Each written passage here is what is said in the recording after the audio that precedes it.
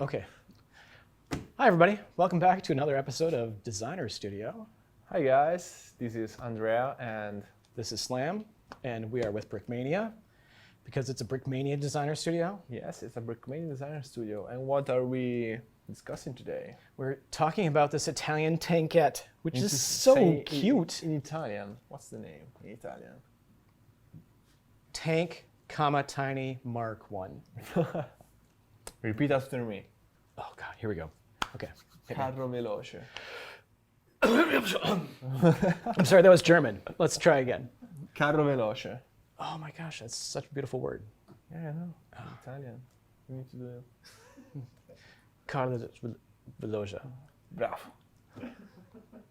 Bellissimo. Bellissimo. Bellissimo, caro armato. You too. Thank you. We've got some real energy. Fast tank, super small. Do you know why they made it small? There's a reason behind it. So they can drop it out of airplanes. No, that came later. Okay. Because Italy had no industrial base No pre-World money. War II. They could make scooters. No, Like that came Vespas? later. Okay. So this was originally to replace one horse on a farm, correct? No. No. So they. And why did they make didn't- this? They didn't have a lot of money. Okay. Okay. They were thinking the next war will happen in the mountains, like the first one. Sure. Yes, because they So spent they all needed- of World War I up in the Alps. Yeah. So In the next brutal one will, trench of warfare. course, be in the mountains, and that ended up being in the desert. And they're like, we need to make shorts. We need to throw these coats out. Yeah. Yeah. Keep the jumpers. It gets cold at night. Exactly. Okay. Okay. So. So this is a mountain combat vehicle. It was originally intended as a mountain combat vehicle, but Okay. they actually bought a British Tankette Oh. in 1929, and they A based Tank, Tiny Mark 1. exactly Okay. a Lloyd tank, Tiny Mark 1, and they developed this series of tanks based on that chassis. So they bought four of these were bought, and they were turned into tanks through the 30s. And there were 3 series, I think, 33, 35, and 38, Okay. which were very similar, just minor changes to the suspensions. And they tried everything they could to upgun this, but it was just too tiny. And There's no room in it. Like, yeah, what are you going to and put? there were 2 guys would fight in this. So the side by side. The Commanders up top. I think the commander will actually man the gun, and the driver would just drive the tank. Okay. So it was also referred to as sardine cans. Of course, because they were. I've seen one up close. They're Just absolutely super tiny. super Do you tiny. remember offhand how many horsepower this had? I don't, but it was not a big I engine. bet it was not triple digits. I bet it No. was double digits Double, of triple horsepower. digit? No, absolutely not. Okay. So but it was very light, very small. So it was quite mobile actually. That was one of the few perks of this tank. So it was developed, and it wasn't before 1940, the end of 1940 or 1941, that the Italians could field actual medium tanks. So this was the bulk of the Italian armored forces in 1940 when the war started.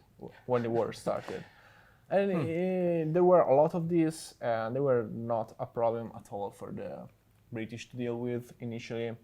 So they tried everything to upgun them. So they had anti-tank rifles fitted, Oh, neat. made in Sure. in Switzerland, and there also is a flamethrower version of this. Oof. So they had either a trailer or a big box in the back that cooled, and a flamethrower in the front. You That's can imagine terrifying. how terrifying that is for both the people inside and how cute it is for the people outside. Mm-hmm. Yeah, so they tried everything, but it's still a very iconic vehicle. And actually, it proved to be very effective towards the end of the war, because all the tanks that remained after the armistice of '43 were used for anti-partisan activities, to fight insurgents in the Balkans and in northern Italy, by the Germans for police duties and to fight against unarmored enemies. It was actually pretty useful. Sure. So it was widely used by Germans, Italians, and other small puppet states in the Balkans for the entirety of the war through 1945. This is a North Africa version of it, so 10 color, very simple printing here, isn't it? So we just have the vision port.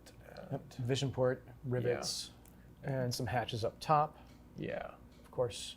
And we also have a beautiful, brand new Italian tanker here. He's really good looking. He's got the sand blue uniform color. Sand blue, worn out overalls that all Italian tankers wore.